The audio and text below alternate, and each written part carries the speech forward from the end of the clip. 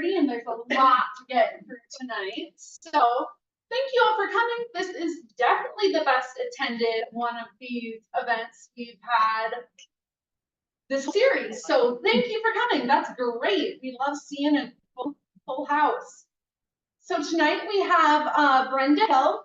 Brenda is currently a consultant for the National Indigenous Women's Resource Center, previously serving as the National Indigenous Women's Resource Center Director of Technical Assistance and Training for 5 years. She has been an advocate for ending violence against Native women, their children, and other relatives for over 30 years. Her work is based upon a grassroots, culturally based perspective. Making connections and relationship building are central to her philosophy. I'll let you introduce yourself further. The other thing is we wanted to thank the South Dakota Humanities Council for making this possible through the United We Stand initiative. So before you leave, make sure you fill out one of the audience evaluations so I can report back. And there's some handouts to take as you go if you didn't already grab them. So with that, I will let you take it away. Thank you. Well, thank you for the invitation, folks. Yeah, to share what I've learned over the years with others. So hope I don't disappoint. And appreciate you all coming as well. And saying I've been doing this for over 30 years. It's quite a bit now.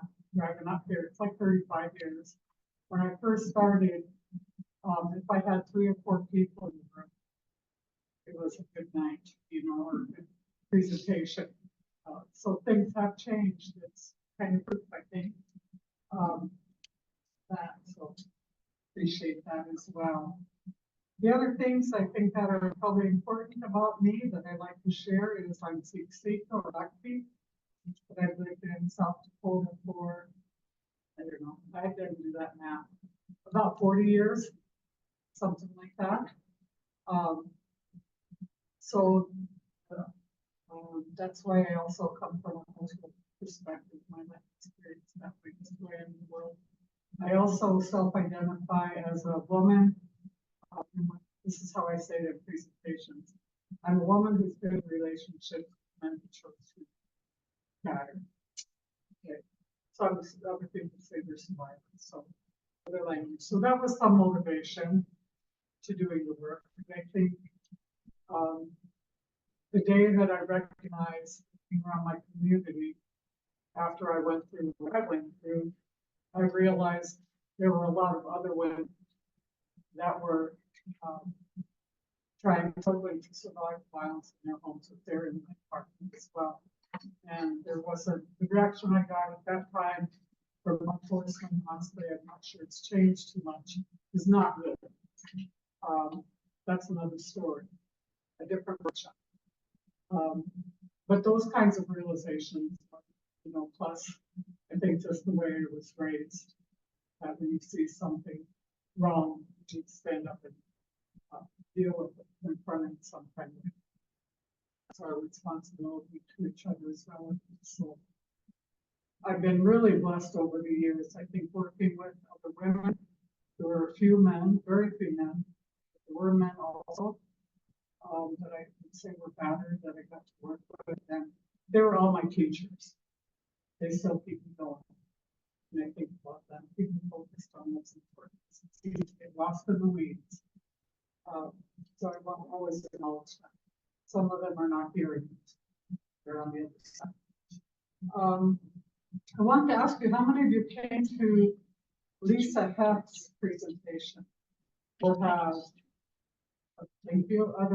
other sessions or books or training or whatever on their intimate partner violence or missing and murder? Yeah, some background. How many of you, this is like brand new? Okay.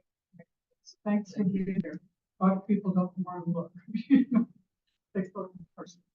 Appreciate that. I can go really, really fast. I also can get off in the weeds sometimes, you know, go off-roading. Sometimes that makes it a little more interesting. So 2 things about that. Feel free to redirect me if you think I need to be redirected. The other is, it's my responsibility to share in the best way possible fairest way possible what I've learned. It's your responsibility to let me know when either I'm not being fair, or you disagree, or you have a question. Feel free to interrupt. Okay? If you raise your hand, if I'm in the middle of a thought, I'll nod at you, so you know that I'm paying attention. I see you. I might not stop right away, because if I stop right away, that thought might be gone. Okay. I appreciate it when people pose questions and say, "Well, I don't really agree with you on that." Okay, and sometimes we're able to, that's where we learn. I learned from these sessions having those kinds of questions and discussions as well. So, not to try to freak you out or scare you about that.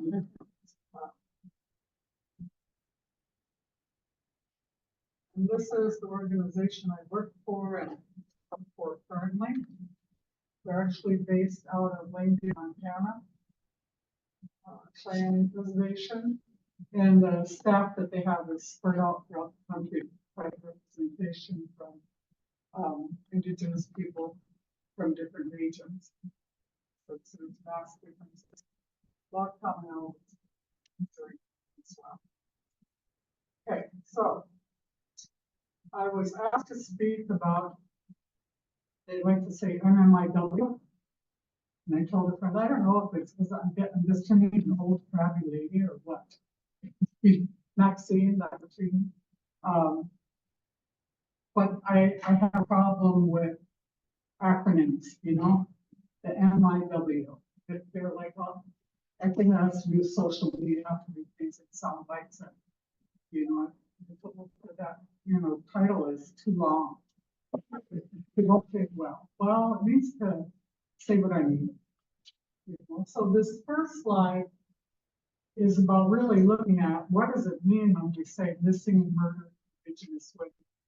Sometimes in our work we also say missing and murdered Indigenous women and relatives. Sometimes people say, the same people. I'll go to my grade, there has to be the W. And I want to be inclusive, so let's add on them. Instead of, I think it's really important that we acknowledge in this work that we're talking about, this is part of the vast continuum of violence against women. Internationally, nationally, everywhere, the rates of violence against women are still extremely high. And they have been for generations. Excuse me. We don't have the time or bandwidth here to go into root causes and that kind of thing. But it's important that we recognize, so we can consider why is that? That would be a whole other session. Why is that? It's not natural. We know that from Indigenous cultures and history. Violence against women was unheard of. There were words in any native language for battery. It didn't happen, or for rape. It didn't happen. So you didn't need the word. Right? So the blessing in that is that we know that it's not natural. Because that's a kind of light way of saying that what we know is that men are not born violent, targeting women. That's unnatural. It's a societal, cultural thing, and like I said, that's another discussion. But that's why I also always need to do this from the cultural perspective. That's where the focus. It's like, what was it about our Indigenous cultures that prevented violence against women, children, elders, all of that. And I think that's spirituality and that kind of understanding, that kind of thing. So that's where the hope is. For me, that's the model for how do we end it. Well, we have to reframe that. So anyway, see, I went a little further off. I was just on the shoulder of it at that time. But okay, so when we're talking about missing, people who are missing, in this case, women that are missing, how many of you are on Facebook? You see a lot of a lot of them seem to be, from my experience, young Indigenous women, there are a lot of young men as well, that are teenagers, they're very young. My personal experience, I have a bazillion grandkids and great grandkids. Sometimes they're running away. It's a teenage thing. You know, sometimes there are bad things. There's someone at home that they're running from.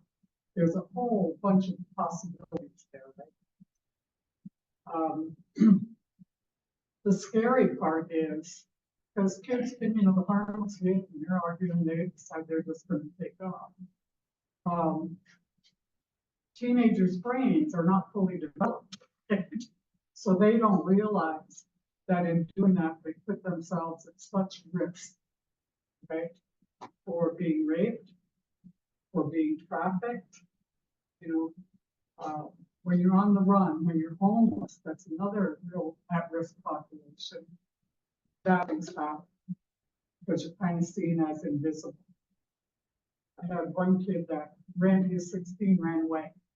I called every jurisdiction, law enforcement that I could think of. And they're like, I was a 16-year-old Indian kid, whatever, you know. So that's some of the issues. The other thing about missing is sometimes they're on the run from their abuser, their batterer. So that's, you know, when people start like putting up flyers and whatever, you know, organizations are trying to create an effective response to missing women and relatives. Like, you know, what are your safeguards in place so that we're not further endangering the woman on run? She's trying to hide, you know. How do we make sure we're not like outing her and putting her in even more danger? That needs to be considered. The whole approach, law enforcement programs, you know, depending upon age, jurisdiction, all kinds of things, is a very different response than when someone gets murdered. It's true, if going missing could mean that that person has been murdered or will be murdered, right? There is that intersection. But the vast majority of the time, that's not the case. So again, rates of violence against Indigenous women and including murder are through the roof. So that first bullet, it took me, I almost took out that only murder cases are criminal. And I had to really think about, okay, this comes from feds. So, you know, what was their intention? Because my thought was, if they're missing, there could be trafficking, not whatever. At the stage where it simply refers to the stage when they're simply missing and they don't know where they're at or what actually happened. So that's the significance there. But that also tells us that who's responding, how they're responding is going to be vastly different. So that's why saying MIW or MMI, whatever, we like to say it, we need to be clear about what is it we're talking about. You know, what is an appropriate response? Who should be responding? Do they have what they need? And we'll get into that spot. Okay. Okay, we've got GAO, Government Accounting Office, you know who they are. They investigate the bad stuff, you know, see what's actually happening. So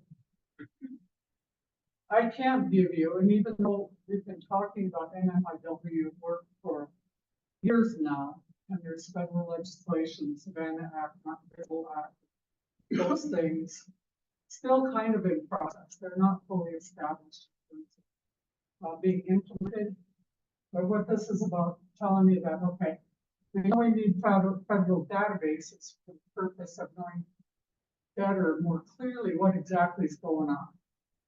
But whatever statutes see are like a good guess. There are some, especially in Indian country. And in states, there are a lot of states that, you know, are trying to establish databases, but from the information that they have, a lot of times they're not, they're not getting the details. Are they indigenous? Are they tribal? If so, from where? Is it connected to, all those details are not routinely gathered or consistently gathered, to compare across jurisdictions. And I'm used to doing national work, so I tried really hard. It's like, I did research on border better focus here. Really difficult to find information, actually. So here, the second bullet, another complication. If they're underage, in this case, the age is 21, is that the National Center for Missing and Exploited Children, which is awesome. If you ever have someone under 21, it's like, and you're getting some flack, just Google them. National Center on Missing and Exploited Children. I did a little collaborative work with them a couple of years back. They just got it together. They're doing excellent work, so people need to know that. But again, there's talking about stereotypes and whatever. When teenagers go missing, the response, anybody ever have that situation? The response is had, they're just probably partying. They're just probably mad, so whatever. All of that can be true. It could be just a bratty kid on hormones, having some moments. That doesn't mean they're not in danger. It actually means they are more in danger. The whole impulse control, trusting people. I don't know how many women I've worked with that were raped by men they went to grade school with. I thought I could trust them. Our families know each other, which is a logical assumption, but that's just the reality is really harsh. So some of what I'm sharing is these are the conversations to have with young people. They're hard to, you want them to see, have a good view of the world, to trust other people, but that's simply not the case. The other is historically, Indigenous women in particular, but tribal people in general, really don't have a whole lot of history that would support their ability to trust law enforcement, right? Sometimes there's no response, with that response, it's a victimizing response. Okay, so, and we'll talk about the under-resourcing in the big country as well, when it's happening on tribal land. I'm sorry, I'm trying not to off-road it, but as I'm talking about that, I'm thinking about the experiences I had when I worked in a program I started on system reservation back in '89. That's how old I am, decades ago. And interactions I had with city and town cops was just, so I'm trying not to go to those stories. But, and that's not to say all law enforcement is bad, don't go there. But it's also true that if you're doing the work, or you're trying to do the work, you need to learn to get to know individual officers. Because depending upon who they are in the world, you'll know who you can trust and who you can't. So part of the issue in all of this is law enforcement training and leadership, setting those standards so that the response is always consistent, right? We know that's not necessarily true. And in South Dakota, we'll talk a little bit about the jurisdictional issues, what's tribal land, what's not, what law enforcement agencies can act, and who can they arrest, all of those things. System is checkerboarding. Anybody be familiar with system? That means you can drive a half mile, you're on state land. Then there's tribal land, and there's private non-native land, and so the cops actually run around with, when they're on duty, they have plat books, so they can tell, okay, is this tribal land and I can respond here, or do I need to call county, or do you need to call city? That's very, and depends if her or the victim is native or not, all of that.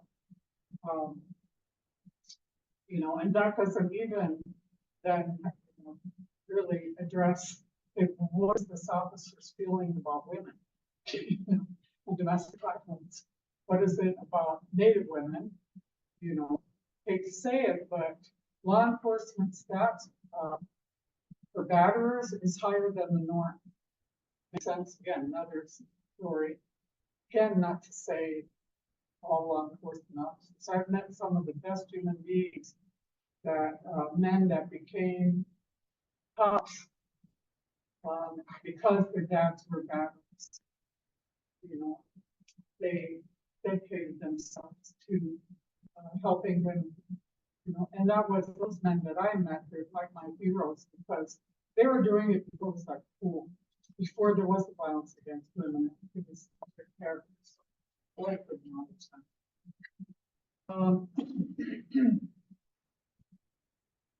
So there's this big push, you know, federally, statewide, some communities, some tribes as well, to get like the Savannah Not Invisible Act passed, get the resources out there.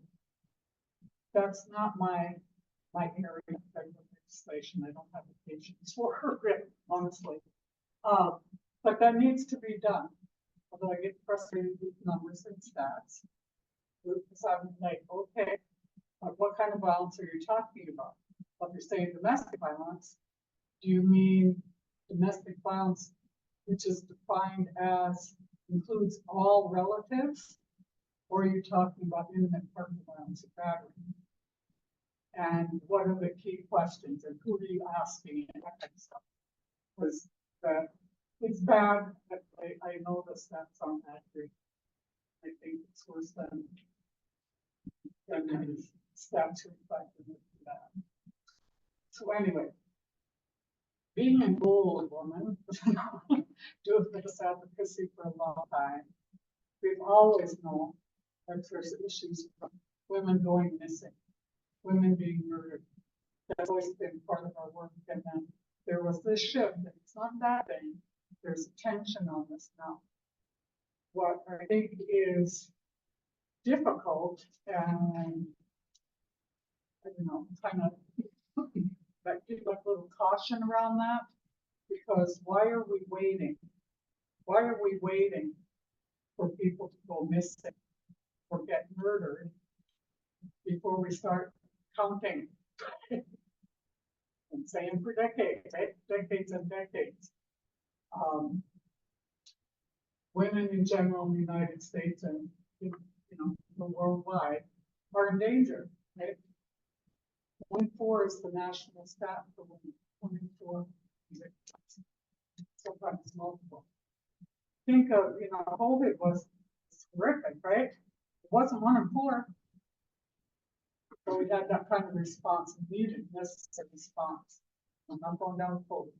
I'm just saying. When you look at those statistics, what does it tell us that the generation now? That's why you can edit this if you need to. But the Violence Against Women Act in 1994 was historic. I was amazed that, I was long enough to even see that. They're very, very problematic in how it played out in some ways, but still, that's what's making change. Joe Biden wrote that. Yeah, okay. So, stay in the moment. Okay, so again, being proactive is about don't wait till a bad thing happens. You got to figure this out and try to prevent it. Stop it. We have to have a multi-layered approach, obviously, right?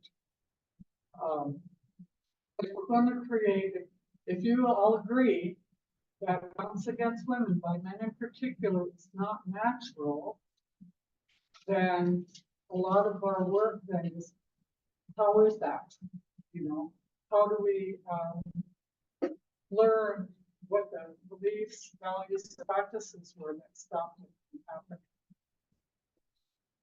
And reclaim that. You know, if I really want to go deep, all people initially have always started out as tribal and indigenous, right? Then stuff happened. But how do we reclaim that? How do we bring that to our programming, our lives, and whatever?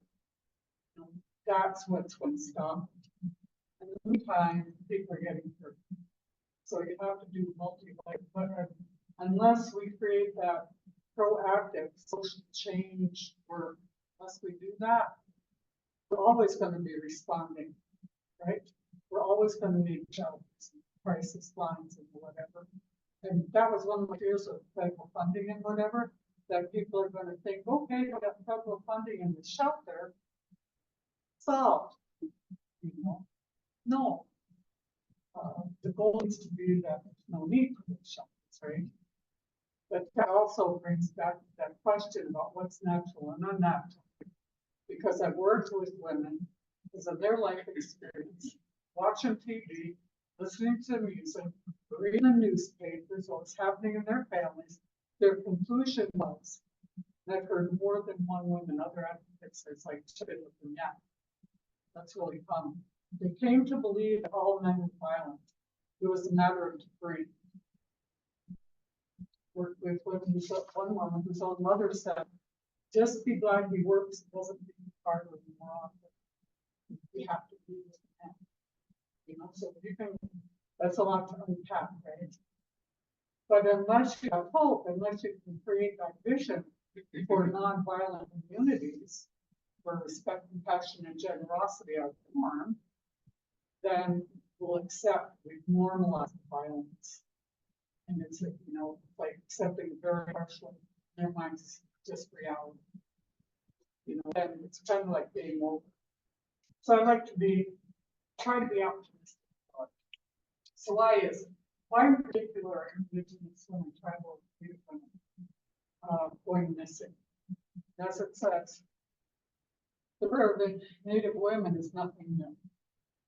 It actually, when genocide and all that stuff was going on, Native women were targeted. Is it Sherman or that was names, one of those generals? Nits make lives. Nits make lives. So they kill women so they can reproduce. There's some really ugly stories around that. Women in general were targeted during that time period, and a lot of us still think, given its stat that will be coming up, it hasn't stopped. The other part of the history that's not told is that the other populations that were targeted during colonization and legitimate, you know, legitimate, we say still today are what we some people call true spirit relatives, LGBT, lesbian, bi. See, there we go with this acronyms.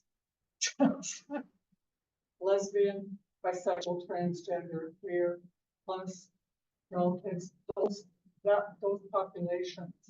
And there's some really weird stories. We talk about bringing in jobs and it's pet culture and that kind of thing. And you know, from an Indigenous perspective, it was if you destroy what's sacred in this culture and this community, then you know they're basically vanquished. Mobilizes the men who are literally giving their lives to try to protect women, children, elders, other relatives. Women are sacred, and people who are, in modern language, non-binary were considered sacred as well, had really special roles within the communities.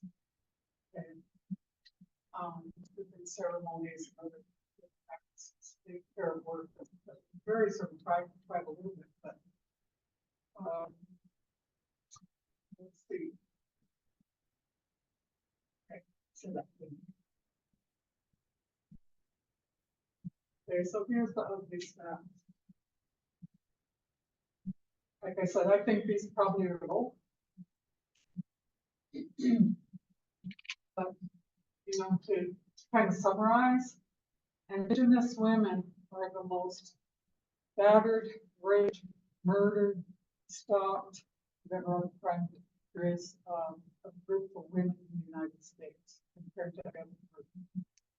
Back in this is a relatively the new one, but the one that came up with those stats, it was historic, that was back in, 1996, I believe, in that neighborhood.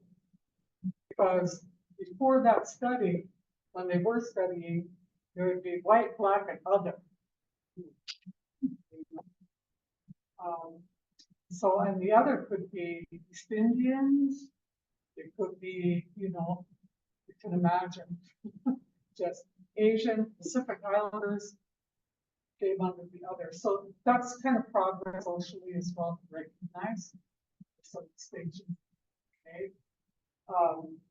But the other part, the usual stat that's been out there for a while is that approximately 70% of Indigenous women that are being battered by non-Native men. Okay. That's why we've been saying colonization is not history. It's changed a little bit, but it's ongoing because violence usually stays within its own group. White on white, black on black, like that. For Indigenous women, not the case. And then the worst stat, and these are federal stats, okay? These are from federal studies. That 96% of American Indian and Alaskan Native female victims of sexual violence, again, the perpetrator, the rapist, was non-Native. I know alcohol is a problem on reservations. Does alcohol have anything to do with this? Or is that just a? Okay, let me make a little note here, and I'll miss that. The other thing I want to say is a lot of us that have worked on reservations say, in our experience, that's not true. But the other part of that, the other stat, I really don't like stats, but 70% of Indigenous people cannot live on homeland. There's no housing, no jobs, you know, all of that. So even though we want to be there, it's not a possibility.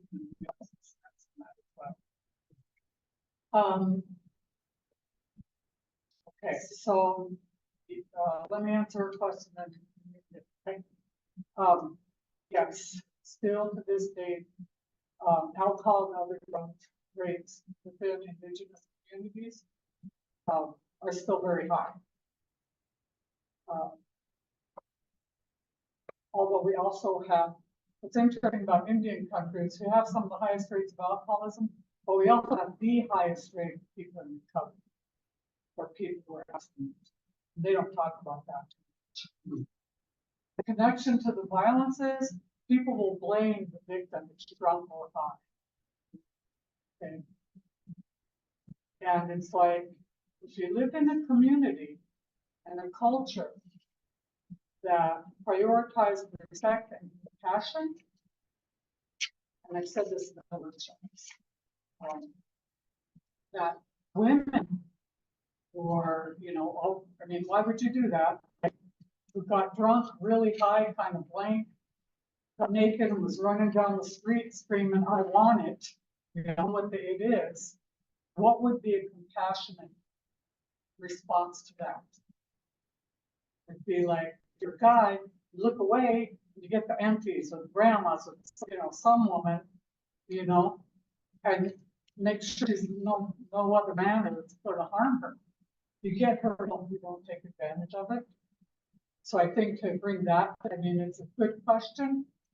The other part of that is, well, he was drunk at the time. He didn't know what he's doing. He didn't need to do it. Well, she believes that the cop, you know, lets him off the hook a little bit. The prosecutor might keep, you know. It's like, wait, now, can we talk about mothers against drunk drivers? You know? And also studies that have shown our batterers that know that their violence will be minimized. They probably won't be held accountable, and if they are, the consequences, not so much, because they'll blame the alcohol. So there are accounts, and these are by men who are in recovery from alcohol, other drugs, and as veterans, saying, I planned batter her. I knew it was gonna batter her. So I knew if I'd had a few beforehand, that the whole dynamic of response would change. I think the other thing is, because, you know, there's part of me that advocate, whatever, as a mom and grandma, it's like, I'm not telling my granddaughters, you need to, I'm sorry to say, you shouldn't have to live like this. You need to be hyper alert. You need to know if you're gonna drink, get high, do any of that. The chances of something bad happening to you just look through. You know, and I hate saying that because then what society does, well, she shouldn't have been drinking. She hadn't been drinking. She hadn't been worrying. She hadn't knocked off it. If she, you know, all the victim blaming that goes on. And you should be able to be ranting, raving, blankety blank, drunk, whatever, and still not get hit. Because those behaviors should indicate to us that person needs help. They've had other kinds of trauma. Their minds aren't working right. There's something going on here. They need help. They don't need to be taken advantage of, right? Does that more than answer your question? And then we had Why do we separate Indians and Alaskan natives? oh, that's a matter of history and jurisdiction. Okay, or, okay, Yeah, and their geography, history, their what's happened to them through colonization. So there's 574 tribal nations. Almost half of them are in Canada. We're talking small villages and whatnot. So they identify different, but you know, they claim each other. But that's kind of just honoring that respect. We need to respect each other's right to self-identify.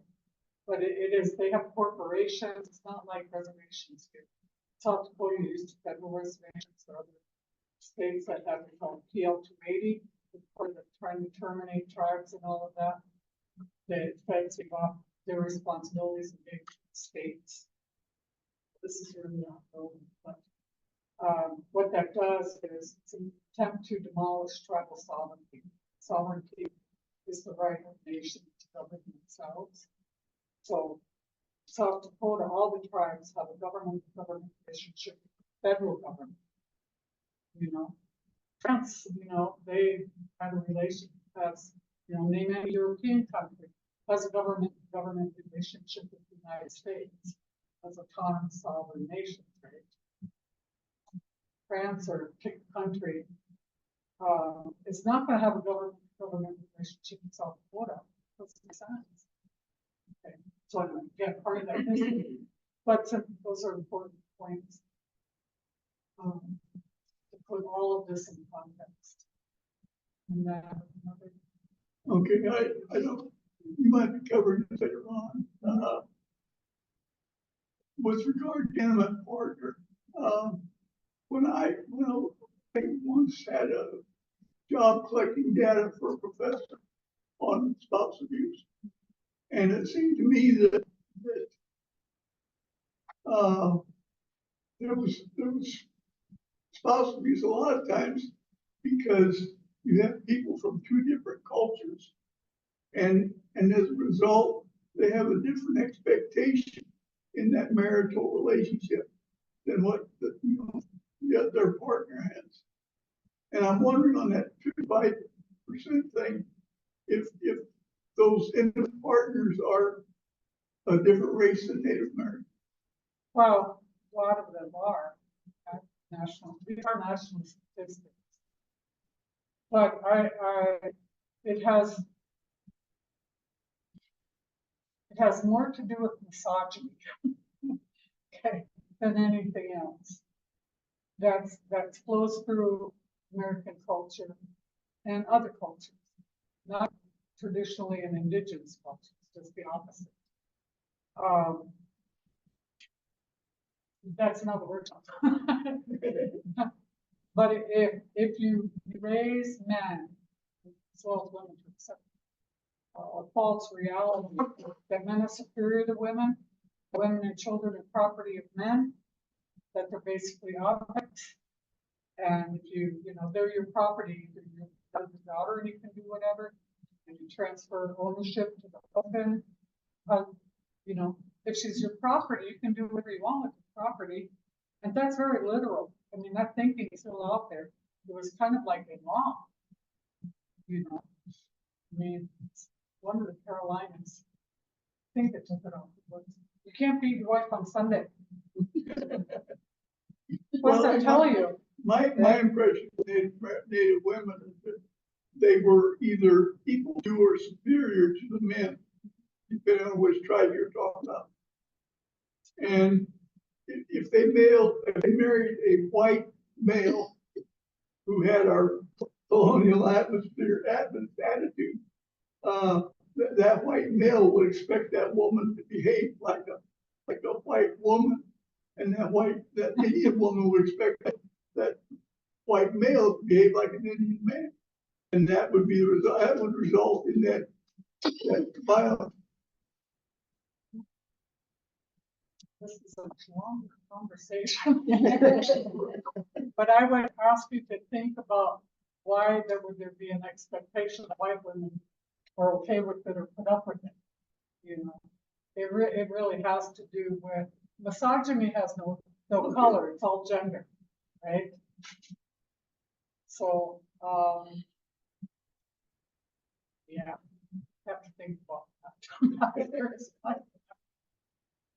I think it always comes down to sexism and racism. You know, all women have to deal with the oppression and violence of sexism. If you're an Indigenous woman, then you have to deal with the racism layered on top of that. And then if you're not wealthy, then you have classism on top of that. If you're not straight, then you have heterosexual. I mean, you can go through all the oppressions, layers of Intersectionality. yeah.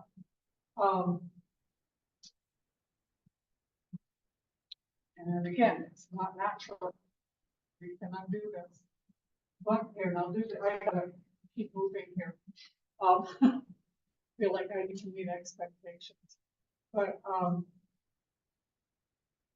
was one of the things I didn't have time to do was look to root causes, talk about hierarchy and all that kind of stuff. The simplest thing, the most powerful thing, I think, that I came to understand about Indigenous culture is that we're all related, okay, to everything. All things experience. The rocks, the trees, what you hear on it. Not just poetry. If we're all related, we really understand what that means, and we recognize, honor, respect, and nurture these relationships, violence isn't possible. Okay. So like name calling is the first step in objectification. Okay. Objectification is to dehumanize, taking away a person's humanity, making them a soulless object, which makes it easier than to do that damage. Just think about the last time you were really using something. Okay. Think about how you were thinking about it. You know, that coworker, you know, mine. We weren't, right? We're probably name calling, got rid of so and so, got rid of me, you know, that would have. We're name calling. If you have an anger issue, first step is make yourself calm by your relationship with them. You know, and that goes everywhere. Because hierarchy, violence requires the breaking of relationship. So how do you reclaim that connection? I tried it a few times with myself. You know, holy cow. And earlier on in my life, it was men that were like, and then some twisted sisters. I call them out. It's like, hey, Brenda, you gotta call them sister, not twisted sister. You gotta call them sister. It doesn't mean you have to be all lovey-dovey and everything's all cool, but no, you can't go into anything hatefulness or that anger, it's not helpful. So make those relationships human to human. I always say that's the blessing about being Indigenous. And also when you have a bad memory of names, you can just say, hi, brother. Hi, auntie. Okay. One slide. Oh, goodness, I gotta move it. Okay, and this is a slide about, because the other were on women, Indigenous men, American Indian, Western Native, men also have race violence. And I don't want to minimize that, but, you know, part of me honestly is, the problem with this is they're not talking about what kind of sexual violence are you talking about, by who? Okay, are we talking incest? Are we talking, you know, foster brothers, sisters? Who are we talking about here? Okay, and then 2 out of 4 have under physical violence by the partner. One of the things I know from experience is that law enforcement gets it wrong when it comes to self-defense. That's like working with a woman who said they arrested me because he had a bloody nose when they showed up. The reason he had a bloody nose was because he was trying to strangle her. And she went like that because she was about ready to die. And that training is probably, she got arrested. That's how, you know, it's like law enforcement training is important around that. So I'm just saying that when you look at those stats, if you have the time and patience for it, ask them, you know, see what kinds of questions they were asking. Were they making those kinds of distinctions? Was it in self-defense? Maybe it was a little bit of retribution. Maybe it was, I had women arrested because she knew he was getting drunk. When he came back, he was going to beat the shit out of her. And the only reason we talk about alcohol, the only way in this case that she knew she would have to physically defend herself. She wasn't raised that way, and being a woman that wasn't getting, you know, how to physically defend herself. She knew she had to take a couple drinks in order to do that. She also knew, and I know this feeling is, I never go there, but is if she didn't hit first, it'd be all over. If he hit her first, she'd be dead. Would be bad, you know. So it's complex. Now that I'm not saying okay, we'll look at the slide, saying things need to be understood and response needs to be appropriate to what's actually going on there. Let's see, stalking. One word that's actually saying around stalking. That's if you're being followed, and you know the cyber stuff and whatever, that's an indicator. Should be like a huge red flag that thing's going on. Okay, that obsessiveness. Okay, and then I included housing in here just again to another intersection. If you're homeless, you're so vulnerable at risk. You know, that's everybody. But the other stat that isn't here, and this shows the intersection. I mean, 2 biggest populations to this day of homeless, or I should say houseless, in this country are guess what? Veterans, women, children, most of them be the violence. Still, anyway.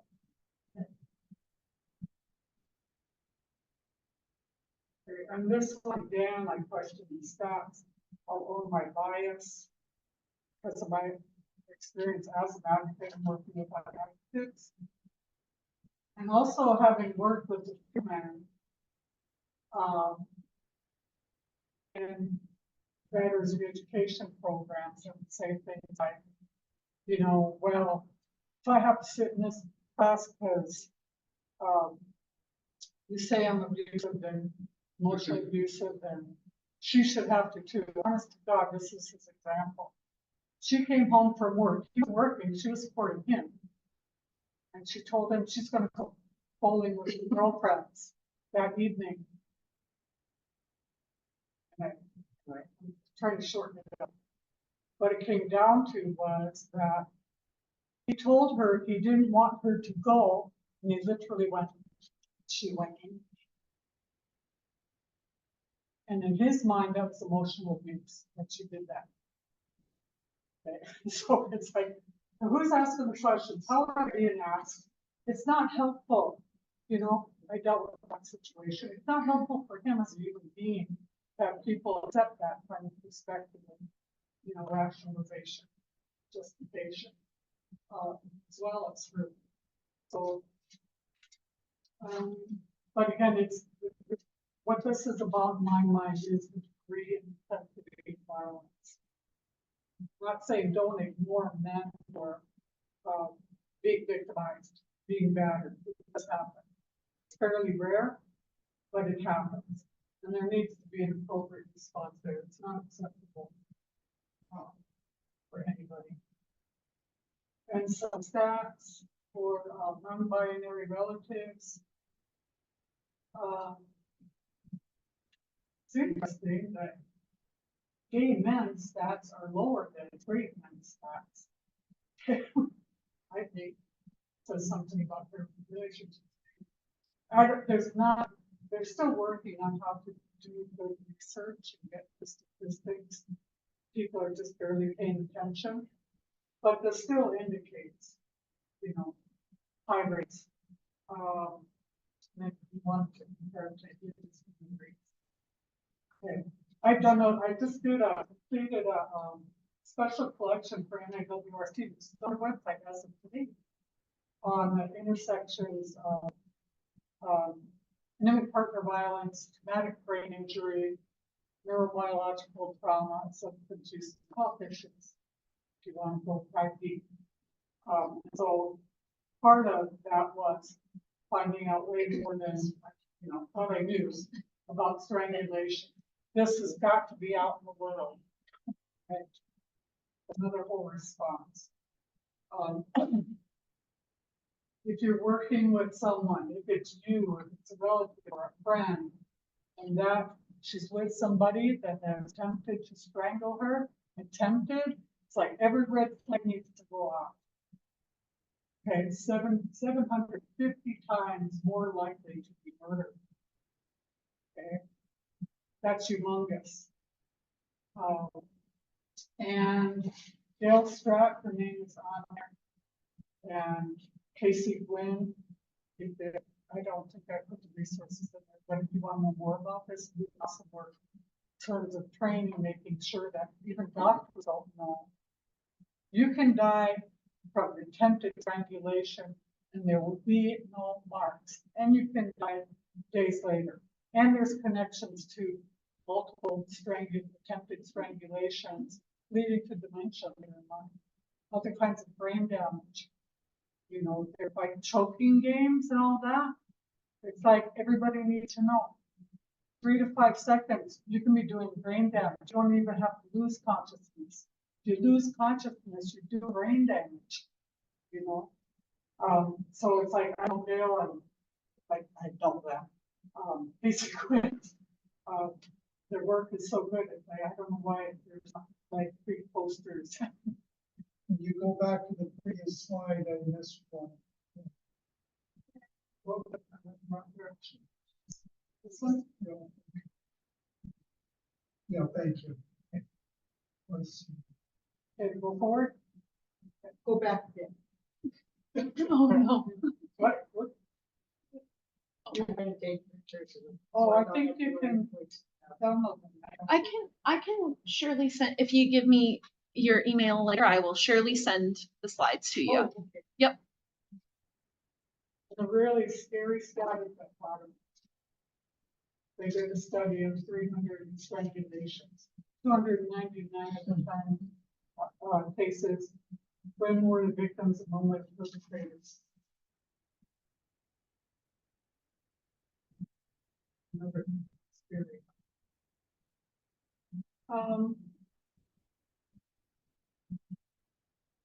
Okay, and this is about thinking about our responses to missing, murdered relatives.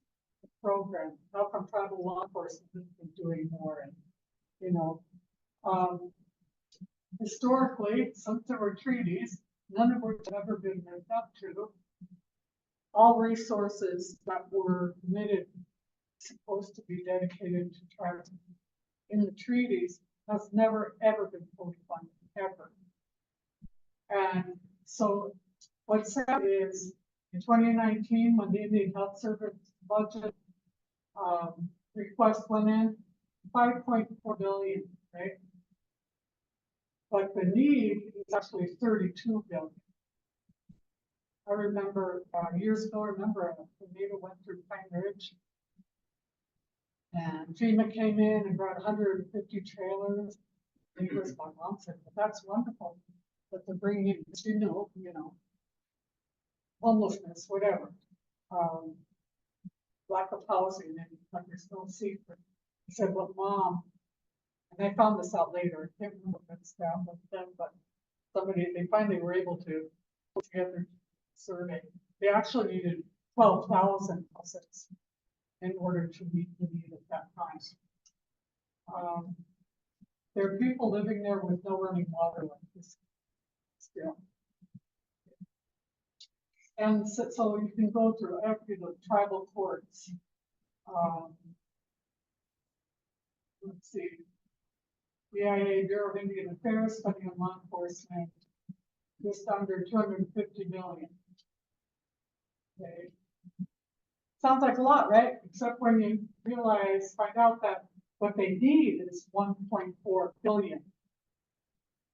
Okay. The court system's the same way. It was in late 1990s. I was kind of working with the program of Pine Ridge reservations.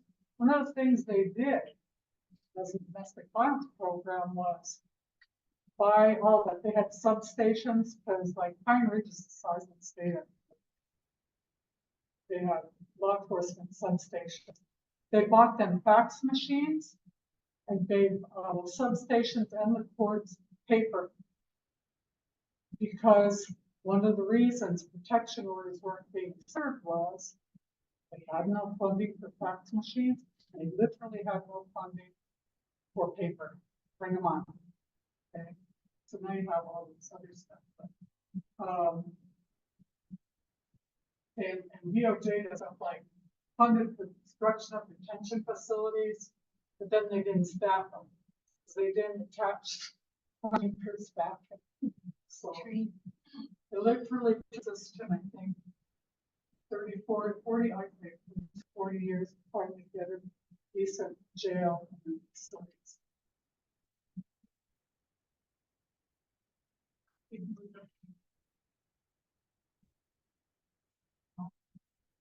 Okay, Pine Ridge. So I used to live in Rapid for 20 years, but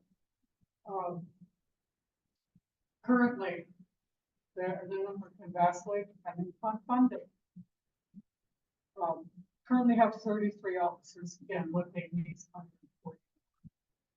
So when you think about that, well, why doesn't she call the cops? Why doesn't she get a protection order? Why doesn't she stand up for herself? Well, if you're that cop, right, that at one time they had to buy their own bullets and whatever. I know one law enforcement officer that died because the cruiser didn't have the screen between the back seat and the front seat. And the guy with cuffs wrapped his handcuffs around his cop's throat. They went off both parts. Okay. So under, think about that. If you have, put it this way, the wait time in South Dakota, in general, tribal law enforcement, because of the understaffing, could be an hour, could be 6 hours, could be whatever. Alaska, holy cow, you're talking days, literally. So it's like, why, and I would say, why should I get a protection order? Even if I call in how long is it? I'm gonna be dead by the time, you know, it doesn't make sense. And it's just gonna go through that process, it's just gonna piss off more, you know? Did this, funding stuff improve when we had a, woman, a Native American woman head of the BIA? Department every, Helen. How can I say that? Congress is appropriates it. She's not in control of how much money is made available. She has done great things, you know, in terms of environmental protection and trying to get, you know, certain legislation and act were implemented. But, so some improvements, but she doesn't get to say how much money she has. So, and it's just a huge bureaucracy. So housing for that. And then bottom staff. This has been my thing, but these work for another different, the first National Indigenous Women's Resource Center, Sacred Circle. That started in 1997, 2003 or 4. Technology wasn't what it is today. But we needed a director. Nobody knows. The feds that fund these programs do not count. Probably should have, but it's true.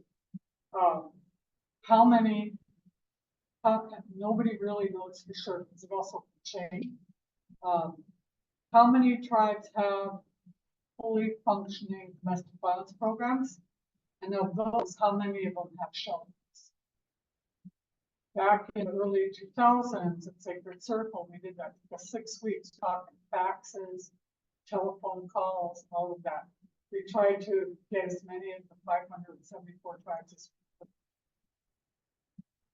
we found, was my memory, approximately 29, maybe a few less, for all of Indian country. And here's what freaked me out, being naive, as I was working in South Dakota, all the tribes in this state, all but one of their own BB program that's not sheltered. So I thought that was like the face of Indian country. Third of the countries, or third of tribal shelters at that time were in South Dakota. South Dakota. That's another whole part of history that we can talk about, why that is. But, and now, approximately 50. So again, missing, murdered, how do we prevent that when we have that kind of kinds of underfunding, understaffing, under everything, and then also lack of, I'm really not going to get to slides, lack of understanding what the dynamics are. So this talks about the jurisdictional issues. There are better, especially when there's insistent. Talked about the cops having to go around plat books. We had batters that were aware of it. I was on the phone with a woman who beat her up on tribal land and dragged her by her neck. I think it was state land. Why? Because he knew the response by the state or county law enforcement, if they showed up at all, would be nothing.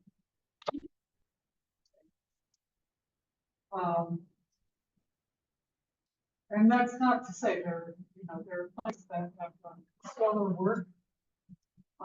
But still, I think because of the funding, lack of training, those kinds of things, it's like an ongoing struggle. And then in terms of data, trying to figure out who's responding when there's some goes missing. Well, you got to figure out where they went missing from. How can you know that sometimes, right? Nobody knows. So who's responding? Well, while they're doing all of this, you know, you can imagine what friends and loved ones are going into, right? What goes? Let's see. Okay. Yeah, I mean, communication with the BIA, Department of Justice. I think there was another slide too. They were setting up trainings, they didn't talk to each other, so they duplicating trainings and, technical systems. You just can't waste resources like that, so communication. The bureaucracy is difficult, and that's why we have, and I don't have, I think the best work happens grassroots level. Just domestic violence programs started by women who are battered, open divorce to other women. And or then get organizing. Okay, that's why we're all here today. Their work is why Violence Against Women Act was created and passed. But it's funded by the feds, and that shifts everything. So part of me is like, okay, we need to figure out community level. How do we do this? Because it's going to be community members, it's going to be relatives, it's going to be friends, it's going to be neighbors that really shift change in this. Create a response and do the work that stop it, right?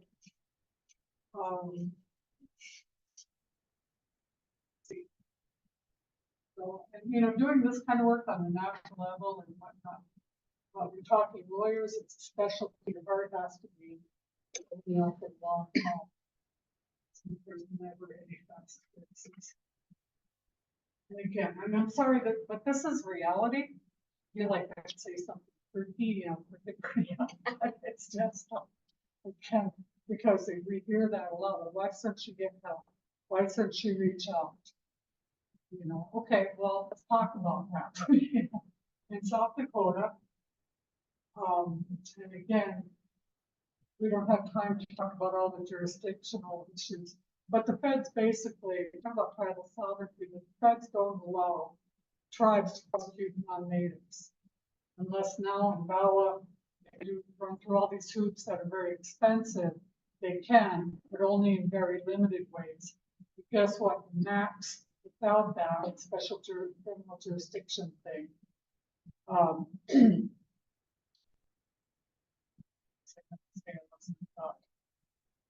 if, oh, okay, say, non-native beats the heck out of native tribal land, okay, the tribal cops they can respond. There's this misnomer thing going on around, but they can respond and they can detain, but that's all they can do. They have to call whatever other jurisdictional thing, depends on charges, it's federal, but the feds may or may not take it. Okay. It's really, it just blows my mind. Even if it's like a native tribe member beats up another tribal member on tribal land, gets charged, gets convicted, federal law only allows them, I think, hold my memory serves, max sentence is 1 year. Okay. So it's that kind of stuff, or there's no insistent. It was like, okay, we need to talk because you're kicking, not failing batterers because you're underfunded, falling apart, doesn't pass the health code. Jail is full of people, mostly men, with whatever other kinds of lower level nonviolent things. So, you know, having to do that kind of work, prioritizing, but it ties the hands of tribal nations. It's like, I really, honestly, somebody explain to me later, if I went to Canada and I lost it, you know, and beat somebody up, I wouldn't be standing there saying, but I'm not a Canadian citizen, you can't touch me, right? Why should that work in Indian country, tribal nations? So that's part of it, especially when you look at those numbers.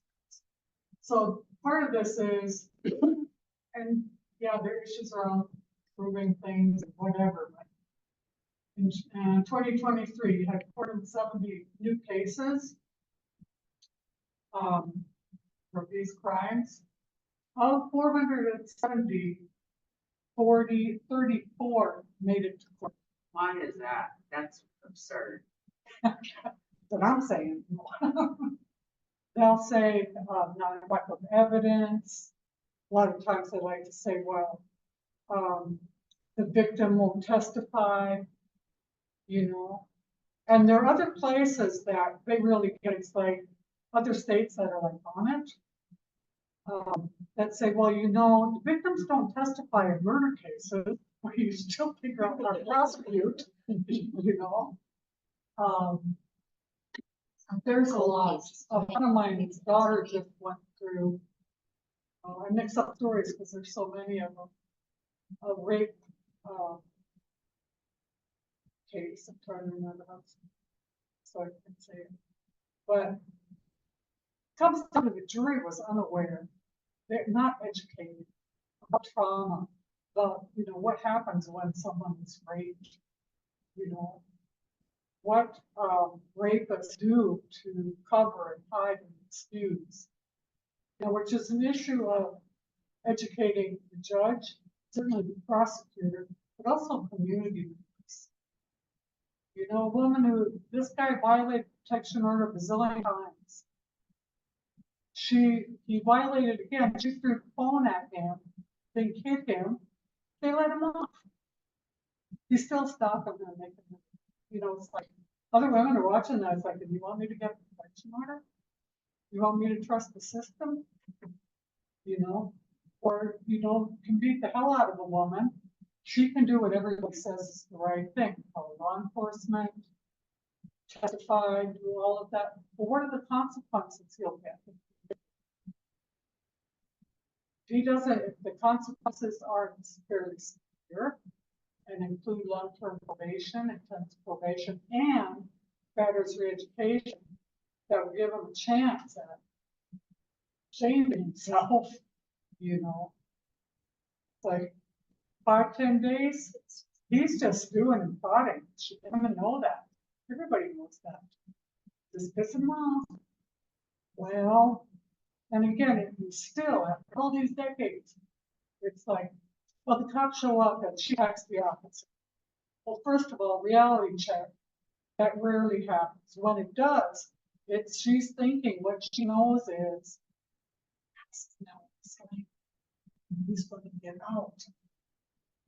And so I got in front of him, you know, be on his side and whatever. Now, cops that get it have good training will know to separate them and will be in his face and be telling him real clearly, these charges are not brought by her.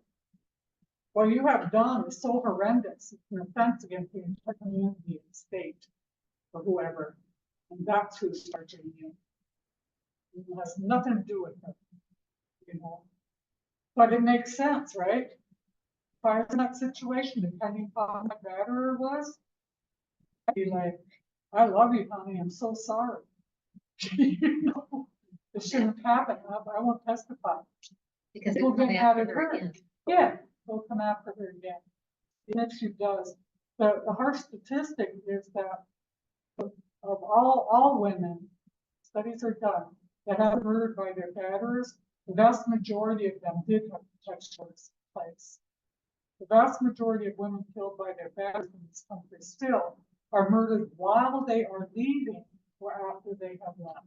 So it's about power and control. She's leaving, she's reaching out for help. That means he's losing control and he'll escalate his tactics and violence. Rape is a lot of that. That doesn't get talked about. Is there a question or comment? Just a question, and I'm sorry for getting your late. This has been very helpful to understand. Is there any breakout of the data on how many of the men may not be in the American context white? In other words, we're getting more and more folks, like people of color from elsewhere, legally, semi-legally, illegally. Is there any attempt to track if men of color, not white, are abusing Native women at similar percentages? From what I've heard and read, and I don't know that anybody's going to deeper dive, but in general, migrants and immigrants do not increase crime rates. They don't. They just don't. That's just, and you hear that, that's False. racism. Fake news. Yeah, fake things, yeah. Your slide about resources, you don't have to go back to it. I just wondering, is our congressional delegation doing anything to address those problems?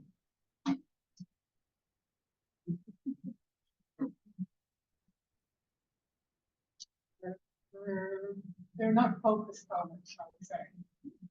Chicken. I'm on camera.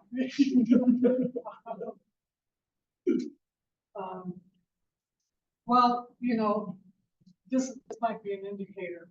There is no official state list of MMIP people, victims in South Dakota. Okay. We do have, I think, somewhere else.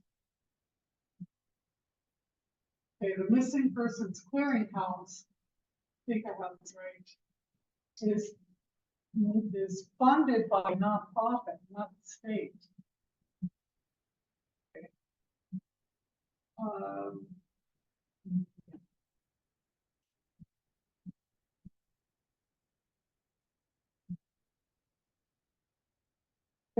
That's what I was going to do, was talk about the dynamics and tactics.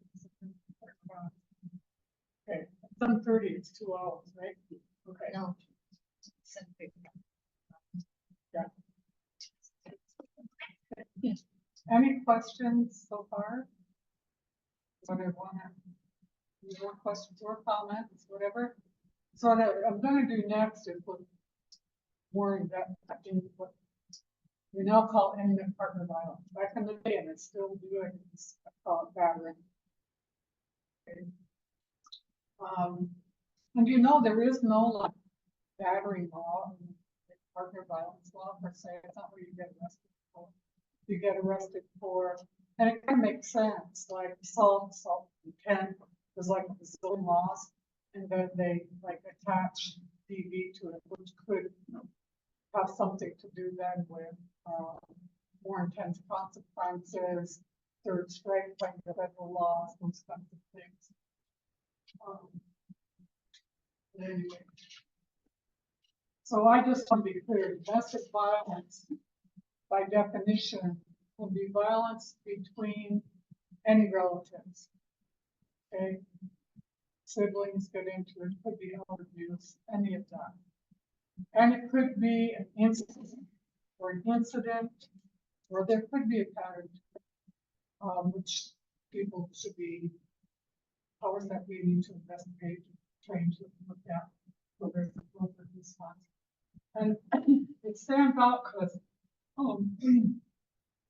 I think for a lot of us, because you think about your close relatives, are supposed to be the ones you trust, supposed to have each other's backs. So when they're the ones that are hurting us, you know, that sense of betrayal is so devastating, right? That's where the problem is. Part of it. It's like, you know, and my back. Okay, so the distinction, the feds will still use domestic violence language. I don't think they ever use battering. You might see it in some narrative stuff. For the most part, it's going to be called imminent partner violence, which you know, part of me is like, that's good. Because imminent partner tells you this is specific to people who have sexual relationships. Okay, why is that? That's what that old European started in Europe after Europe was colonized. Again, the idea that at one point that, you know, the idea that women never had souls, don't have souls, then they were inferior, and they were all property of men, and you know, geez, I could spend hours talking about this stuff. You know, the whole marriage contract. Anybody ever thought about that? How come the government is involved in time in history is just so, right? Why is government involved in personal relationships? Why should they have anything to do with marriages, right? Because it actually started out as an economic contract in a time in history when only men could own property, could inherit. There are women in the 70s. They're younger than me. There's a time, not that long in the past, some of you will remember, if you were a woman, you couldn't get a loan. Property of man. The man had to go in. A friend of mine was trying to do whatever work on the farm and if she was the owner or whatever. They made her get her husband and even let her do business. Okay, so that kind of stuff.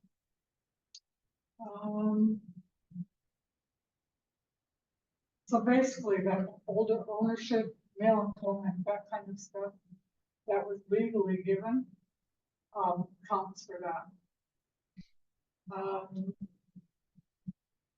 Okay, so that's the second for these people, CBC. But, have any of you ever seen the farm control wheel? It was developed by the Youth Domestic Abuse Intervention Project.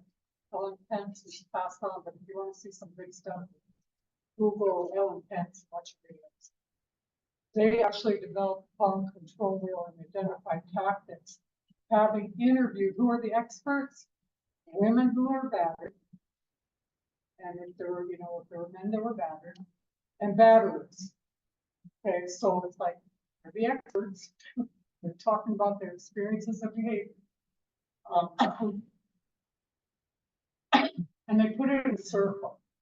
Okay, in Indian country, and when we were at Sacred Circle back in the day, we were like, we love the farm control wheel, but as Indigenous people, the wheel, the circle represents only positive things. And if we talk about hierarchy as a root cause, then that's where it should be. So that's where you'll see the triangle in the materials. I can change that. But anyway, this is based on their work.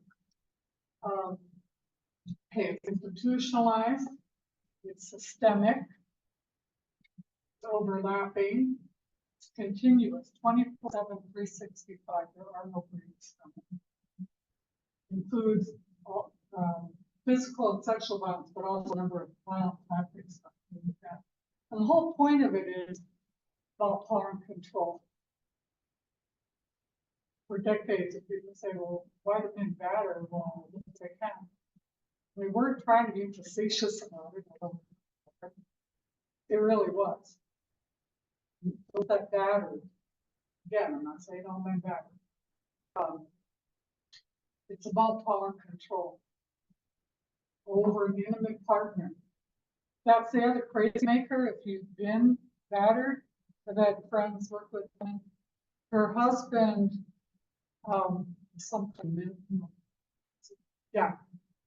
friend. His husband was an Episcopalian minister, was the batterer. She went for help to the bishop or whatever. He said, pray for him more. He was battering the kids to the point where the mom and I think one, if not two sons, had to have plastic surgery on their noses because they broke them so many times. Okay, and the church said, the congregation said, don't piss him off, pray for him more, be a good wife. And it's not unusual that what cops do know from experience working with batterers is that the guys that are violent with other people are the ones they have to watch their backs with. Because most batterers are only violent with the woman they've slept with, the person they've slept with. Because of that whole property thing, that socialization that says this is possible, excusable. And that's a crazy maker if you're in it, why me? He says he loves me and he's nice to all other people. A lot of times I go off of their way to be wonderful community members, right? And one of the tactics is to say, you can ask for help, whatever, they're not gonna believe you. You know, I have standing here, I'll take the kids. The other thing, because even when we look at, when we look at the triangle, it's what one person doing to another, like it's two people. I'll always remember the day, and I look back, I think that's the day I stood up and I became an advocate even before I knew what was familiar with the word. Was because not only was I aware I wasn't the only woman going through that, I became aware, it was really devastating, that there were probably dozens of people that literally knew what he was doing and did nothing. The big permission giver, right? That's collusion. They knew it did nothing. I was in Vermilion, now do I look native? Most people not.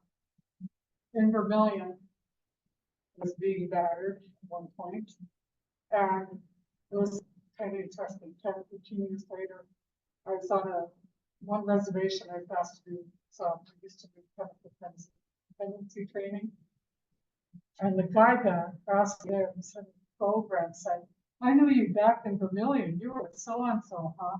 We knew how he was, we thought you were white. And I had to be there another 3 days to do training. So I took a lot of self-talk, like denial is a coping skill. But when you know that kind of thing, when people will later come, I knew how he was, I could have told you. You know? Why not? Why, you know? So when, and that intensifies power of what he's telling her. Nobody's going to help you. Nobody's going to, you know, believe you. And so, now this is a really bad graphic, okay? It's being revised, but that's why I brought the handout so you can see it and actually read it. Okay. So it's, to me, it's still about getting good information to everybody in the communities. Just because I went through it like back then, this wasn't even in existence. People weren't talking about, you know, they used to call it spouse abuse or whatever. It wasn't like a thing. So we can't assume that the woman going through it today has any of this information. People say she's codependent, it's a childhood issue, she's provoking it, he's whatever. They had a lot of bad information. It was up women in the South Dakota Coalition that helped me even understand my own experience better. You know, because back in the day, it was like codependency. That might explain it. I was like relieved that there was a label, and there were programs, books, and videos. I can like, you know, stop this from happening again. And then I found out I had nothing at all with that, you know. But when you're going through something like that and you don't even know what to name it, why? How come? I didn't do anything wrong. I was just trying to be, you know, whatever. It's a crazy thing. So that's why, you know, and like I was talking about, you know, juries need to know this as well. And when we first did this, we had the big posters. And I still wish people would like put them everywhere. Because I remember a woman looking at it, going down the list, she said, oh my God, I think I'm even bad. And I could so relate to that. So we had, you know, visited a lot. Then I saw a man come in. He went through the list. And he wasn't trying to be sarcastic or some kind of way. He said, oh my God, Brenda, I think I'm a batterer. And I didn't know it. You know, like he was like alarmed. Because you notice at the top of male privilege, men are socialized to be in certain ways if they're real men and in relationships, right? And he was just socialized that way. And again, the movies, the music, and whatever, back in that stuff. Any of you old enough to remember General Hospital? And when Luke raped Laura, and all of a sudden she was in love with him. Right after that. It's like, What's that message? Well, and that's why we get that whole thing of when women say, "Oh, that kind of thing." So it's never between two people. It's about society and the messages we're given to us. It's ingrained in us. So good information is the foundation of good advocacy and right change. You'll notice I have unnatural farm control. The farm control bill, in the middle is where they have farm control. So at Sacred Circle, I was like, can we change that language? Because if we're thinking Indian, the word power has an entirely different significance, right? So we had this big conversation. Anyway, spare you all of that. I lost, but I compromised, so that's where I got to add in unnatural farm control. Because if you ask most Indigenous people, traditionally, before colonization, who are the most powerful people? They'd say women, children, medicine people. You know, why? Because they can give life, protect life, nurture life. Okay, it was life affirming. That's true power. Okay, so flip the script, culturally speaking here. So that's why I pointed that out. And I think that's really important. I really wish there was more around that. Because if you're raising boys in a culture, how many would say there's the emphasis? Masculinity is really attached to power, right? There, guys? Okay. Can't speak for you. And if you define power in terms of violence, what are you going to get? To me, it's really simple. If you ask General America, we've had historic findings, shifts things a little bit. Who's the most powerful person in America, people in America? Sorry, I'm trying to be people who have capacity to commit violence, to manipulate us, right? To win at all costs, those kinds of things, right? So acts of violence, it's like playing King of the Hill. King of the Hill is a perfect example of how hierarchy works. Requires violence, applauds violence, also being above others, you know, that's the dynamic. Yeah. Is there a solution to this, short of law enforcement or breaking up a family? In individual cases? Yeah.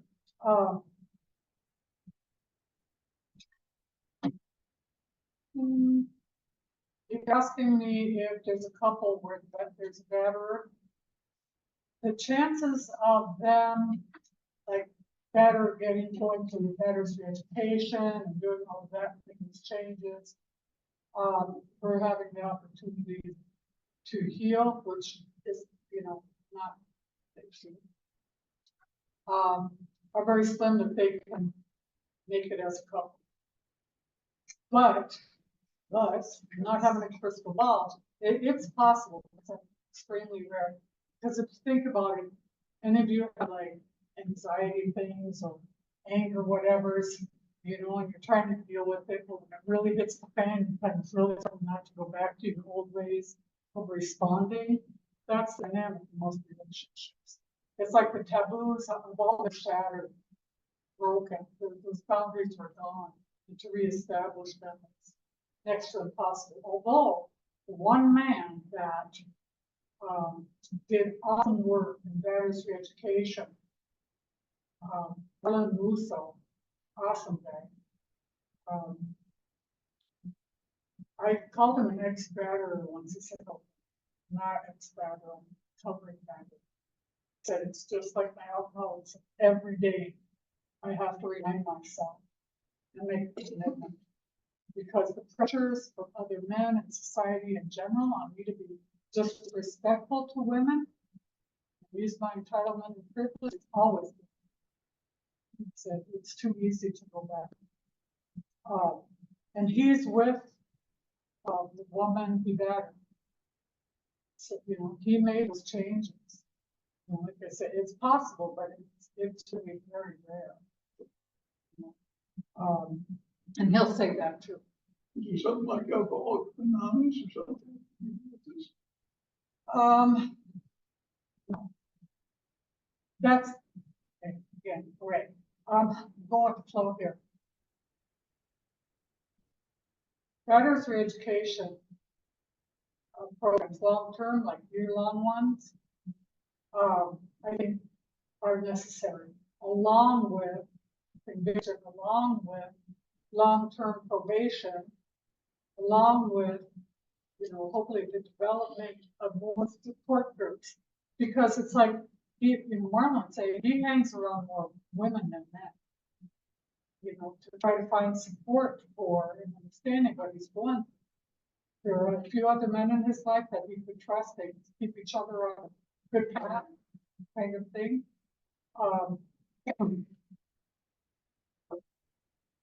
I tried to find, like for Indian country, the number of veterans for education programs. Number one, no funding, no federal funding. You have a rich tribe, which are very few, maybe, but it's like 3 and kind of iffy. Guess what? In South Dakota law, if you get convicted of domestic violence, assault, whatever, by law, part of the sentence is supposed to be attending and successfully complete a veterans education program. There might be one in the entire state. They end up going to sometimes therapists for anger management. It ain't about anger. You know, we need to, those are the kind of myths that people have to come to understand. If it was about lack of anger control, then he'd be like beating up his boss workers or even strangers, guys cut them off, you know, violent everywhere, right? Even before that is violence and anger are 2 different things.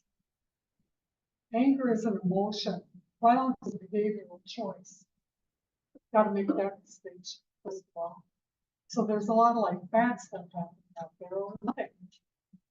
So that tells you, you know, I have that question about whatever in South Dakota. You know, it would be good if somebody had time and energy to be asking state legislators, governor, whoever, where's the funding for veterans education? You know, and in South Dakota, I read in the paper that South Dakota has the most resources. I mean, money, of almost every state.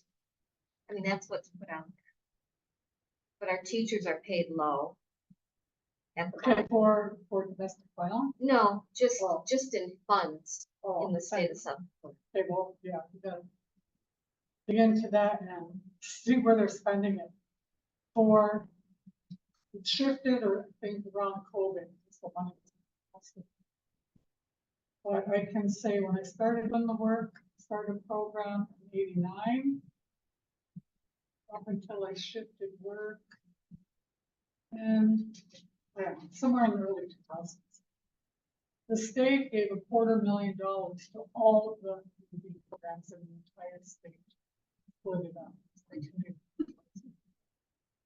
And I don't know what it is today. But I mean, there wasn't even a cost of living increase. I really got on a roll one time and tried to figure out, okay, how much is it? Are they spending per day for people in jail? You know, how much for per night, per person, EV shelter? It was like a couple bucks, you know? So anyway, that's another story, but it's relevant, you know, again, why are you missing and murdered? Well, where is safe? Someone's out to get you. Where is safe? Long term. I remember one woman told me, Brenda, I hear you, that I should be the one that I have to, this way things up, I have to leave. Why do I have to leave? You tell me I'm the victim. Why do I have to leave my home? I paid for all that furniture. If I leave, I have to leave my community. Have to find another job. My kids have to switch schools. We won't be around relatives. Are you sure I'm the victim? And it's not my fault? Good questions. Good questions. Even had a man, we'll go through the tactics, but I think maybe stories illustrate better. One who got at them, familiar with mandatory arrest law, violence. Cops are supposed to determine who the aggressor is and arrest. The one, not be lazy and arrest both one, that. Anyway, try pass the law.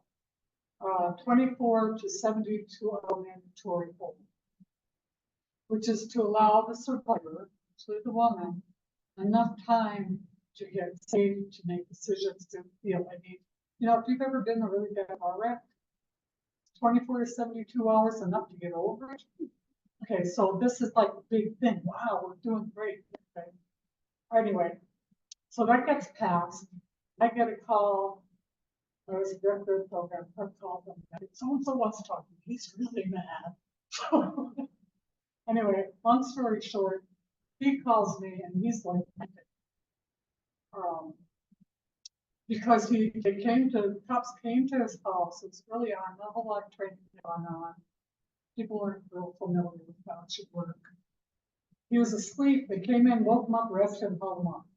And they kept him for 72 hours. And the intention was 24 to 72, if they're really drunk or they really want to keep him max. But he was asleep. Anyway, after I found out more about what went on, I thought that was a really icky arrest. Probably shouldn't have happened at all.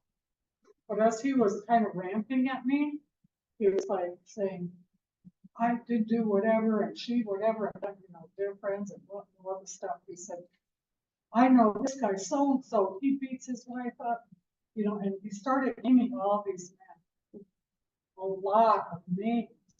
And I always really respect the hell out of him because he heard what he was saying. Oh my God, all these women are being brutalized and nobody's helping them. Nobody's helping them, And then he said, how come there's not a shelter for men? And I thought, what he meant was, what he knew of shelter is, it's a hiding place where you're restricted. You don't have freedom. You got to share everything. It's not fun, comfortable, or whatever. So what he was saying is, all these guys are out there doing whatever. How come they're not in the shelter? But it's like he got it. He understood these guys are roaming around free, and it's the victims, the survivors that have to do all this. What other crime in the world is that true? Only with violence against women, basically. After that, he actually became a really vocal supporter of our program. He shared with fundraisers and judicial, pushed on stuff, so I really respect him for that, because that could have gone so bad. Right? So that's where I think the message to men and women who are supporting stuff is that there are a lot of men that have gone through horrific experiences and children themselves directly being brutalized, watching it happen to others, whatever. And that's what motivated them to become respectful, become cops, become counselors, become something else. They took the bad, rather than the opposite of, well, I have 4 children. Well, I know a lot of people have 4 children. And most of them, they have commitment to be good people, nonviolent kind, because they feel like it's right. So it's like set that expectation, support them. But anyway. Oh my goodness. Okay, so the original plan was to go through all the counties. And in that triangle, you saw the circle, the outer ring is physical and sexual violence. And I listed those out because we live in such a violent society. People won't label some of these acts, these behaviors as violent. So he pinched me. How many of you are gonna laugh? so abusive. Things. So who's gonna share that with them, right? What they're talking about is getting pinched, skin twisted, and then you get lifted up off the ground like that. Okay, the only way to describe that is pinch, right? How do you write that up in a police report? Held down, right? Put a backhand in there after working with the woman who battered her, made her recant in court everything except that he held her so long apart by the biceps that he left bruises in the form of his hands, and that he backhanded her. He could, yeah, he let her testify to that. Because in his mind, and therefore hers as well, those were acts of violence. Those weren't illegal or criminal behavior.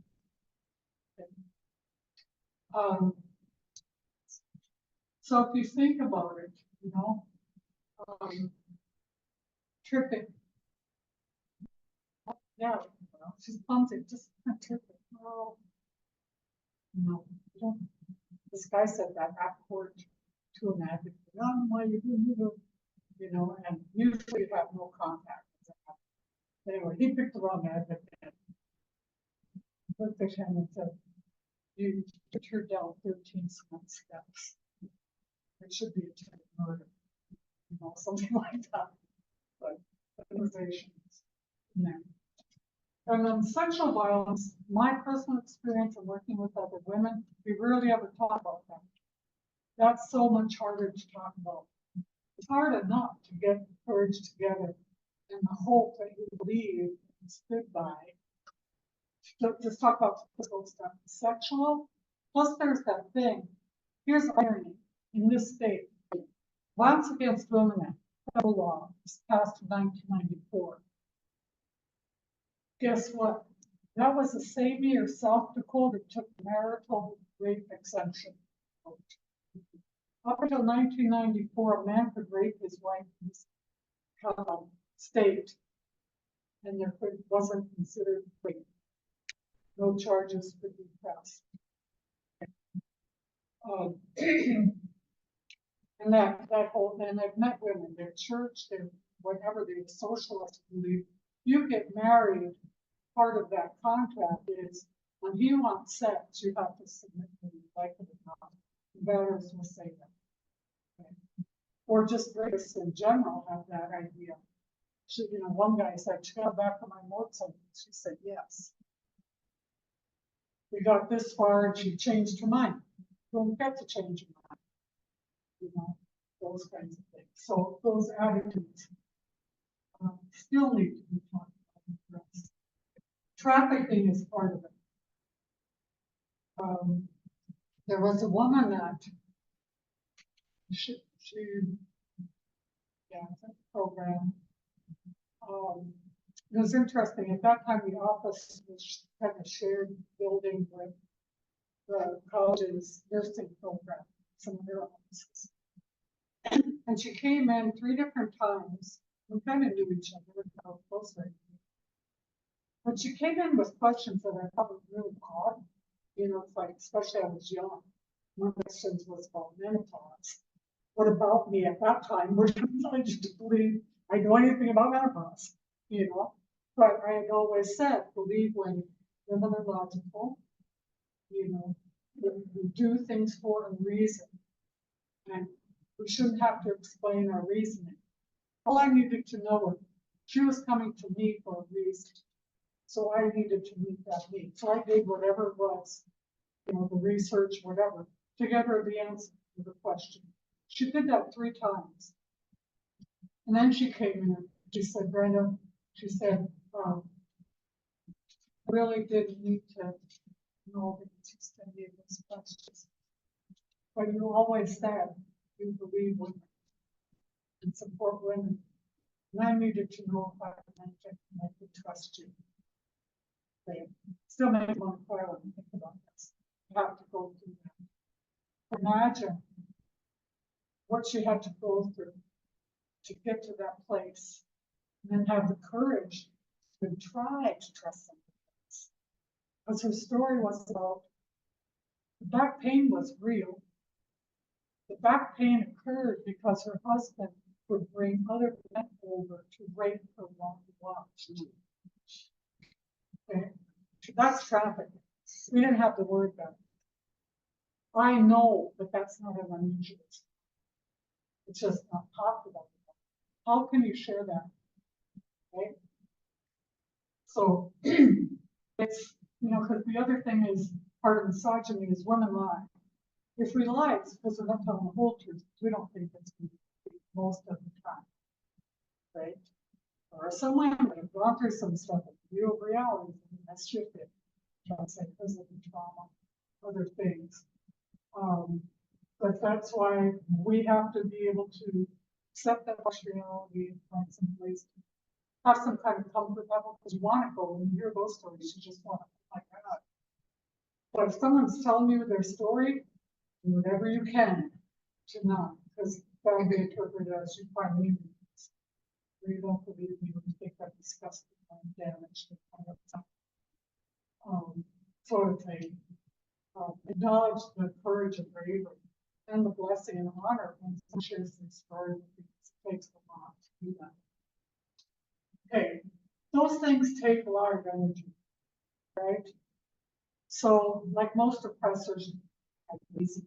So the other tactics within the triangle are an operation instead most of the time.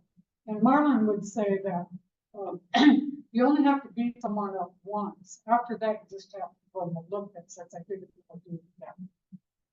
Okay. But some, the violence is like continuous. There's another goal. There's a whole lot of information out there about what trauma does to our brains and traumatic brain injuries that occur. We don't need more information about, but the tactics, except for this one, are not in any kind of order. They can be used simultaneously. They overlap a lot. But in this case, young privilege is what gives permission for all the violence, the entitlement, all the things that, you know, talking about, the idea that it's property and those things. And not all men relish that. I've met some men and talking about it, giving examples. I wasn't talked to. He said, well, now I get what. I always wondered why I came home from work. The kids would bring me my slippers. You know how kids squish into the one lounger chair from the TV? Because there's usually only one, unless you're pretty wealthy and have space for two, and it's dad's chair, right? Nobody ever said that. But the kids would automatically jump up. And his wife would ask how he was and coffee, and he wanted it. Now, some of that is just kind and respect, right? But it wasn't reciprocated, and he never really asked about it. Then he realized that's what's going on there. You know? Yeah, privilege is lack of barriers. Privilege is like going through the world and people part the Entitlement. Yeah, it's entitlement. Yeah, just the expectation you'll be accommodated. And like I said, it's so ingrained in American culture. There are men that kind of, I don't know that they consciously expect it. Maybe if it wasn't there, then they just say, oh, you know, I'm aware. Or that women, we routinely do that. We accommodate. And again, we have intense conversations in big because feeding people and waiting on visitors and all that kind of stuff is the way you show respect. And we have intense conversations on it. As long as that is being respected, that's in our way. Cooking and feeding someone is basically ceremony, it's medicine. You disrespect ceremony, you're out of my house. Or minimally, you're not going to get that yet. Not going to be eaten, you know. Find your own sense. Anyway. So that's one, again, permission given for all forms of violence. And there's a list. Making the decisions, no consequence to bad behavior. Monopolizing conversation. I have to say, it's usually when there are men in the room, Especially when I'm doing long-term work stuff, it's like I set my brain different. Because the conversation goes different when there's only women. You want to sleep? Huh? You want to sleep? No, you're all awesome. No, but I mean, because it's like, it's just acknowledging the reality. Yeah, because if there are men in the room, right, it's like, every time, not here, okay, I'm not calling anybody out here. But there's usually that one guy that has to question, has to share what they know, because they're more intelligent, they interrupt and monopolize. It's like, can you hold that? Appreciate you sharing that. You know, it's like, well, am I right? When guys get together, when you're with all your male friends, you have like your own little culture, right? Kind of know each other, you talk in certain ways, share jokes, whatever. And if a woman comes in, the dynamic changes, right? It's just like that. It's a cultural. I think the opposite is true though, too. Oh, yeah. For Very sure. much so. Okay. It's possible. But anyway. Okay, coercion and threats.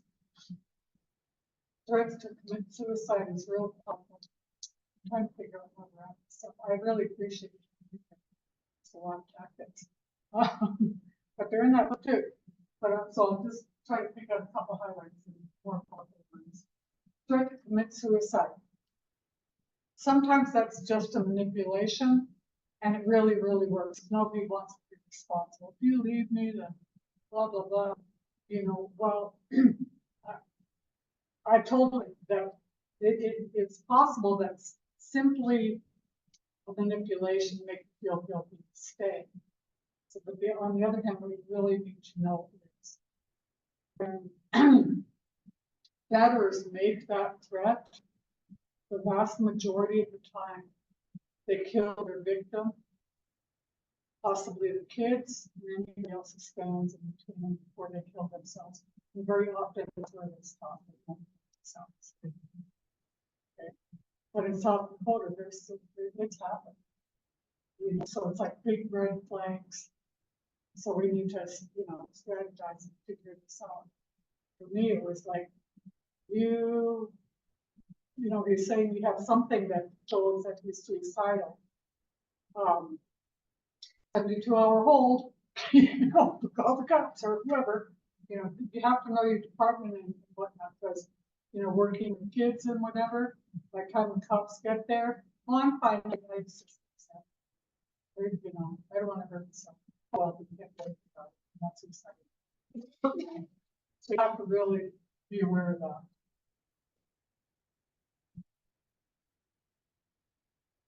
Killing pets, playing weapon.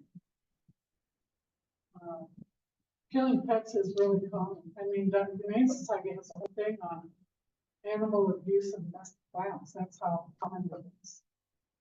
And the message is, there's nothing you own that I can't destroy. There's nobody will let me kill it. That kind of message is ugly, but that's what they say. They're stalking and so intimidating. But he's just giving you gifts and whatever, and it's just it gets minimized. That should be the isolation is probably one of the most devastating, aside from the obvious physical and sexual element, because he becomes the center of the universe. That's his affection. One of the dangerous romantic things in American culture is you and your partner riding off into the sunset alone. Unnatural and dangerous. Not a good thing. Okay. And we're talking about they can't even go pee by themselves. You have bathroom doors taken out. They go grocery shopping. He's right there. It's just constant proving where you are, who you talk to, all of that. And humiliating her in front of other people so they quit coming around. Or she's so humiliated she quits not speaking. And reminding, always remember, when we ask people to reach out for help, when being battered, just escalated the danger that are also potentially. That's a sure sign. Minimize lies and blame, you know, each one of these. If you believe any of those, any of these, we don't feel these bullets, think, well, yeah, I could have lost it. Hopefully not. You know, I told her she should shut up. She didn't shut up. It's free speech, you know. It's like, if someone pissed me off that badly that I want to do them on a regular basis, I think that we ask, you know, do a whole workshop on why women stay, why survive stay. And part of that is at the end is, how come I don't ask the question, how come the battery stays? How come he keeps coming back? But they're like ticks, they keep coming back. Sometimes even when they've remarried someone else, that's also one of it. It's a different thing. Okay. Okay, I just found it a mess. Using children, used to be using children. Then the question that changed to abusing children. You're manipulating this way, that's abusing. Tell, you know, father's rights, kids have to visit him in jail. And he says to her, well, when your mom quits being mad at me, I can come home and we can be friends again. Okay, so clearly, South Dakota and a lot of states have changed a lot. If you batter somebody in front of the kids, then one of the charges is child abuse as well. So, is that lifelong?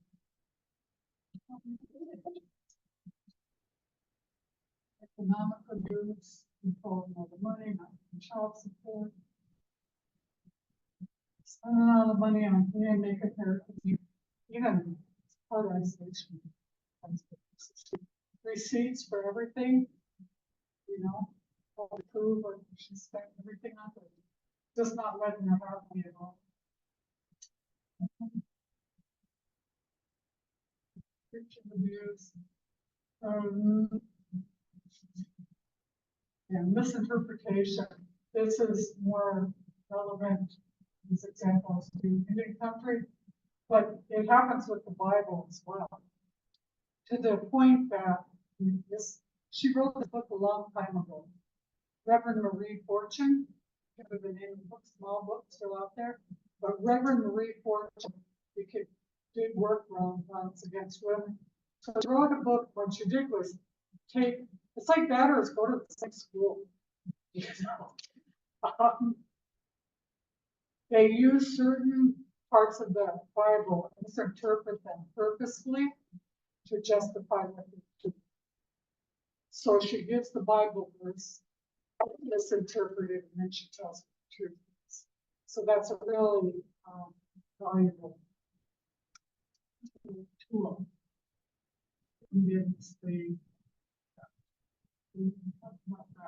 And just so you know, it's in that. It's like there's an opposite to this. Here's the hope and the possibility. So it's about nonviolence and spirituality and all these pieces. So I don't know. Never knew elements of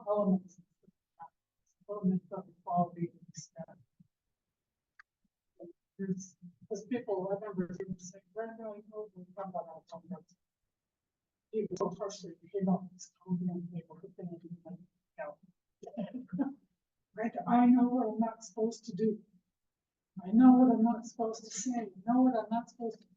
When someone can tell me what I am supposed to do, oh, thank you, what a lesson. Because that's kind of Western thought. We all know what's wrong with us. Go to the doctor, you come away with a list of all the things you know. Where's the list of what's wonderful about me? Why should I get out of bed and try? If that's, you know, so same thing. Try to find that balance. There's some of the women that have been doing the work for a long time. And then there are some resources, so they're in the PowerPoint. And okay. So sorry. I know it's on the stuff. But one of the things to keep in mind, why we need, because I really actually struggle to find organizations in the state doing the work. But if you haven't been there, then you can imagine if your loved one is missing. And remember on Facebook, someone said, so my daughter is missing and cops say I have to wait 72 hours. It's like other people too, it's nice to see. They're lying to you, there's nothing you can do in the media, whatever, but who's doing the searches? How do you organize this? The food, money, all that it takes to try to find your loved one, especially over a certain amount of time, developing those resources. And if they're found murdered, there's some real horror stories. Well, yeah, she's down here in Arizona, she got murdered, and fingerprints are being sent over here for whatever testing, literally. And then it's up to the family to figure out how to bring back their loved one home, the whole, transport them. It's just, so some of the basic resources, figuring that out, we support families and loved ones and all of that. And www.rc.org for these and other information. And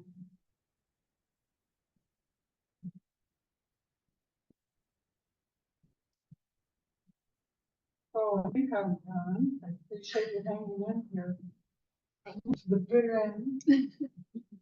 Thank you so much, Brenda.